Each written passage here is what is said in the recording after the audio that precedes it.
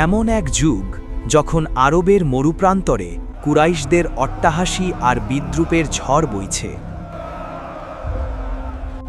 আবু জাহেল চিৎকার করে বলল, হে মোহাম্মদ, তুমি দাবি করছ এক রাতেই মক্কা থেকে 1000 মাইল দূরের জেরুজালেম ঘুরে এসেছ, অথচ আমাদের দ্রুতগামী ঘোড়ায় চড়ে সেখানে যেতেই লাগে 1 মাস।